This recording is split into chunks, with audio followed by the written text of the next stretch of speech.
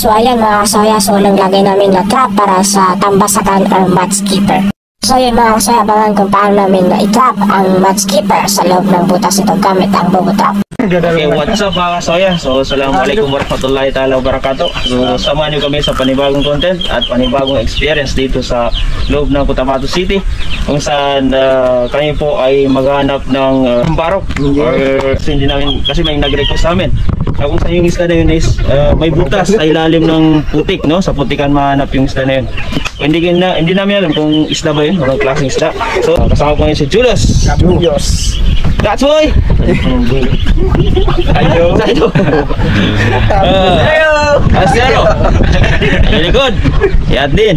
Cameraman, wingman. Okay. Cha-cha. Let's.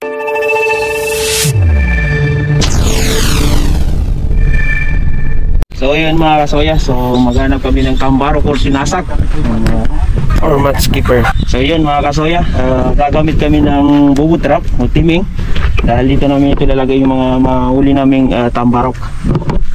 So, sabi ni Das Boy ay ilagay daw dito sa butas ng isda na yun, kung saan nabubutas kasi sila dito sa butas. So let's go. So ayan mga kasoya, so naglagay namin na trap para sa tambasakan or mudskipper. So yun mga kasoya, abangan kung paano namin i-trap ang mudskipper sa loob ng butas ito gamit ang bobo trap. Ito po yung isa sa strategy ng Team Soya, ang pangunguha ng tambarok or tinasak. So kailangan may lubog to sa tubig para paglabas na diretso sa loob ng trap. So ganito yan.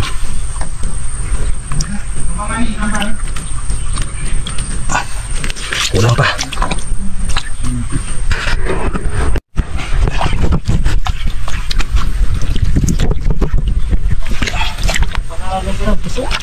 So ayun na nga mga kasaya, so maraming salamat po sa lahat na sumusuporta, gaya po ni Boss Nastude, Boss Ahmad, Madam Sara Salik, Kayla Pitos Vlog at Masipag na Ama.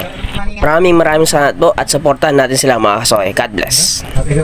Ganito ang sekreto para humuli ng tambarok. Ilagay dito sa butas ng kuan. Tambarok. Ayun nga mga kasaya, so ito na yung pangalawang trap namin para sa mudskipper or tambasakan. So abangan natin mga kasaya kung effective trap ba ito na pasukan ng tambasakan o mudskipper. At maraming salamat po sa lahat ng sumusuporta, sa bago at dati followers at subscribers po namin. At shoutout sa lahat ng nagko-comment sa lahat ng videos po namin. Maraming salamat po and God bless you all. So yun mga kasaya, ito yung last na trap namin para ilagay dyan sa butas ng tambasakan o mudskipper. So sana may mahuli kaming ganong klaseng isda or anong klaseng species pa. So yun mga kasaya, abangan and God bless. So yun mga kasaya, so balikan lang namin itong trap namin after 20 minutes inshallah. Kaya please subscribe and follow.